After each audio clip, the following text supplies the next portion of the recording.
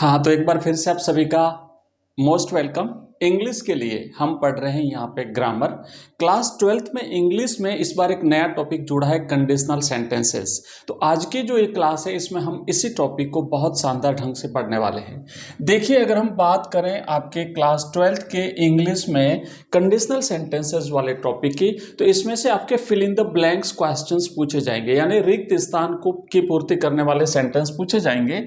और ध्यान देना है कि जो कंडीशनल सेंटेंसेस है ये चार प्रकार के हैं ना। कंडीशनल सेंटेंस, ध्यान देना, बड़े आराम से पढ़ेंगे। SENTENCES, ये टोटल 4 टाइप्स के होते हैं।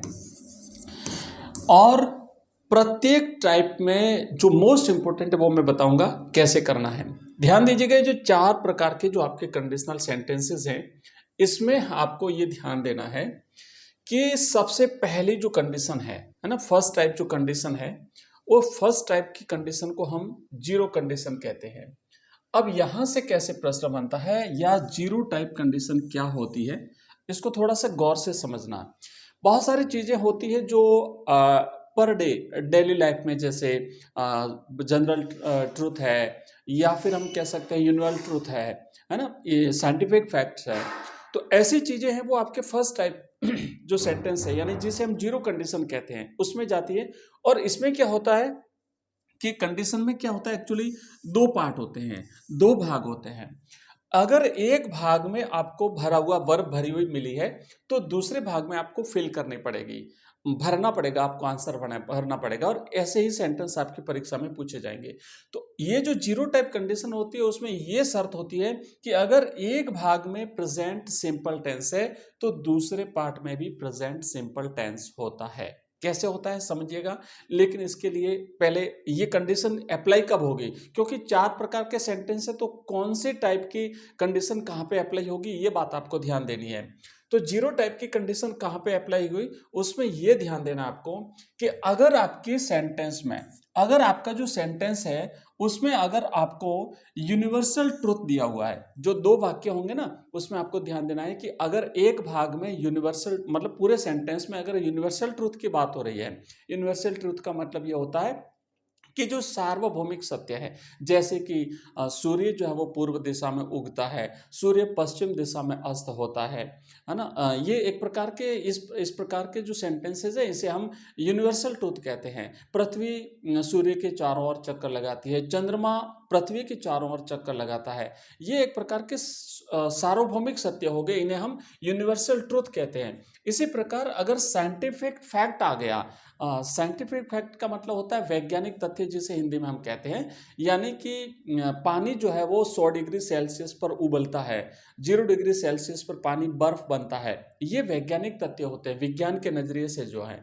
और इसके अलावा फिर हमारे जो जनरल हैबिट्स हैं, डेली की जो हैबिट्स हैं, जैसे मैं अर्ली इन द मॉर्निंग 5 बजे उठता हूँ, ये एक हैबिट हो गई, अगर डेली वो उठता है तो ये जो सारी चीजें ना, इसमें हम क्या करेंगे कि हमारा जो सिंपल जो रूल है वो ये है कि एक तरफ अगर सिंपल टेंस है तो दूसरी तरफ भी सिंपल आएगा, प्रेजेंट सिंपल दोनों तरफ आएगा, और इसे हम कहते हैं जीरो कंडीशन। फॉर एग्जांपल आप यहाँ पे समझिए कि हमारा जो पहला स्ट्रक्चर है, देखो ये हमारी पहली कंडीशन, 4 प्रकार के सेंटेंस होंगे कंडीशनल सेंटेंस, उसमें जो पहली कंडीशनल सेंटेंस है वो है ए प्लस प्रेजेंट सिंपल होगा एक भाग में, तो यहाँ पे कॉमा है, आप ध्यान दीजिएगा।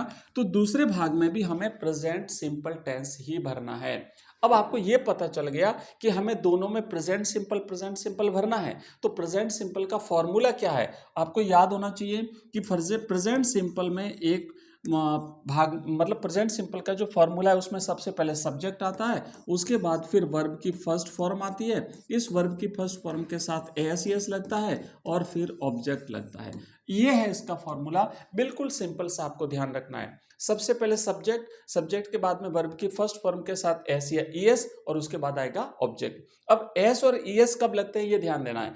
अगर सब्जेक्ट सिंगुलर है, एक वचन है, तो वर्ब भी एक वचन आएगी, ध्यान देना है ना। वर्ब की जो फर्स्ट फॉर्म होती है वो हमेशा प्लूरल होती है, वर्ब की फर्स्ट फॉर्म हमेशा बहुवचन होती है, तो उसे हमें एक वचन बनाना पड़ेगा। क्यों बनाना पड़ेगा, अगर सब्जेक्ट एक वचन है तो वर्ब को हमें एक वचन बनाना पड़ेगा, और एक वचन बनाने के लिए हम इसके साथ एस या ईएस लगाते हैं। अगर सब्जेक्ट बहुवचन है तो वर्ब में कुछ भी नहीं लगाना। क्यों? क्योंकि फर्स्ट फॉर्म हमेशा बहुवचन ही होती है, ध्यान देना। बिल्कुल सिंपल तरीके से मैं आपको समझा रहा हूं। और कंप्लीट कोर्स अगर आप चाहते हो ना, ये जो टोटल मैं आपको पढ़ा रहा हूं यहाँ पे, हिंदी का, इंग्लिश का, history, political science, notes, MCQs, online test, सब कुछ आपको हमारे ऐप में मिलेगा। लिंक ऐप का इस वीडियो के डिस्क्रिप्शन में दिया हुआ है। वापस ध्यान दीजिए, अगर वर्ब की फर्स्ट फॉर्म सब्जेक्ट अगर एक वचन है तो हमें वर्ब की फर्स्ट फॉर्म को एक वचन बनाना पड़ेगा। एक वचन बनाने के लिए हमें उस क्रिया के अंत में या तो एस लगाना है या ईएस लगाना है। अब ध्यान देना कि एस और ईएस कब लगाएंगे। तो ईएस तो तब लगता है कि अगर वर्ब का अंतिम अक्षर है एस है, एस है, या फिर एच है, या फिर ओ है, या फिर एक्स है, या फिर जेड है। ये पांच में से अगर कोई भी एक लेटर आ गया किसी भी क्रिया के अंत में तो यहां पे लगेगा ई एस। और अगर ये नहीं है, इसके अलावा दूसरा कोई भी है, तो लगेगा एस। ठीक है, ये लगेगा कब? जब क्रिया को एक वचन बनाना है तो। क्रिया को एक वचन क्यों बनाएंगे? क्योंकि अगर सब्जेक्ट एक वचन है तो। बस ये आपको समझना है, ध्यान देना, इसको लिख लो, ये फॉर्मूला है, इसमें भी काम आएगा। नेक्स्ट जो हम कंडीशनल सेंटेंस करेंगे उसमें भी हमारी जो सेकंड कंडीशन है उसमें भी काम आएगा। तो अब ध्यान देना, यहाँ पे क्या लिखा हुआ है। जो फर्स्ट टाइप की कंडीशन होती है वो ये होती है कि हमें क्या करना है, both parts of the sentence use present simple tense. इस वाली कंडीशन में दोनों भागों में प्रेजेंट सिंपल टेंस आता है। फॉर एग्जाम्पल ध्यान देना, एक वाक्य लिखा हुआ है, if you heat ice it melts. ये एक सेंटेंस हो गया। अगर आप बर्फ को पिघलाते हैं तो बर्फ पिघल जाएगी। अब देखो यहां पे भी प्रेजेंट सिंपल टेंस है। कैसे प्रेजेंट सिंपल है? ये हो गया आपका सब्जेक्ट, हीट हो गया आपका वर्ब, और आइस हो गया आपका object. Clear? If you heat ice, अगर आप बर्फ को पिघलाते हैं, है ना। अब देखो यहां पे जो हीट है ना, ये वर्ब की फर्स्ट फॉर्म है। तो वर्ब की फर्स्ट फॉर्म मैंने बताया था आपको हमेशा बहुवचन होती है।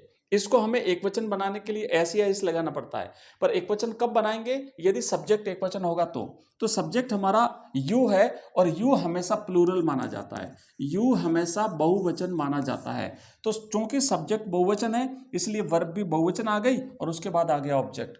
अगर इसमें प्रेजेंट सिंपल है, ध्यान देना, इसमें अगर प्रेजेंट सिंपल टेंस हमने भरा है तो इधर भी हमें प्रेजेंट सिंपल भरना है। तो प्रेजेंट सिंपल का फॉर्मूला वापस वही, सब्जेक्ट प्लस वर्ब की फर्स्ट फॉर्म के साथ एस या ईएस प्लस ऑब्जेक्ट रहेगा। ध्यान देना, तो हमारे सब्जेक्ट हो गया ईट, ये हो गया हमारा सब्जेक्ट, मेल्ट्स हो गया हमारा ऑब्जेक्ट, मेल्ट्स हो गया हमारा वर्ब, और इसमें ऑब्जेक्ट नहीं है। तो जहां ऑब्जेक्ट की आवश्यकता नहीं हो वहां हम उससे छोड़ सकते हैं। अब देखो यहाँ पे वर्ब की फर्स्ट फॉर्म के साथ एस लगाया। क्यों लगाया? क्योंकि सब्जेक्ट हमारा एक वचन है, ईट, ईट सिंगुलर है। तो सब्जेक्ट एक वचन है इसलिए हमने वर्ब को एक वचन किया। वर्ब को एक वचन करने के लिए इसके पीछे हमने एस लगाया। एस क्यों लगाया? एस क्यों नहीं लगाया? क्योंकि जो 5 लेटर्स मैंने आपको लिखाए थे उसमें से कोई भी यहाँ पे एक नहीं है, इसलिए हमने एस लगा दिया। तो ये हो गया हमारा प्रेजेंट सिंपल इधर भी और प्रेजेंट सिंपल इधर भी। समझ में अगर नहीं आ रहा है तो कमेंट बॉक्स में कमेंट डाल देना, क्या प्रॉब्लम आ रही है आपको। मैं आपके कमेंट को पढ़ करके मैं इसे सही तरीके से आपको फिर से समझाऊंगा। ध्यान देना कि ये जो हमारा पहले क्लास है कंडीशनल सेंटेंस की स्टार्टिंग क्लास है, इसके हम 2 से 3 क्लास लेंगे, और ग्रामर जितनी भी है इंग्लिश की वो कंप्लीट ग्रामर हम करने वाले हैं। तो लगातार हमारी क्लासें आएगी, निश्चित रूप से आप हमारे साथ रहिए। एग्जाम के दृष्टिकोण से जो भी आपको टॉपिक की आवश्यकता रहेगी वो बिल्कुल सिलेबस के अकॉर्डिंग हम आपको पढ़ाएंगे। तो अभी इस क्लास में इतना ही, मिलते हैं नेक्स्ट क्लास में। तब तक के लिए जय हिंद, जय भारत।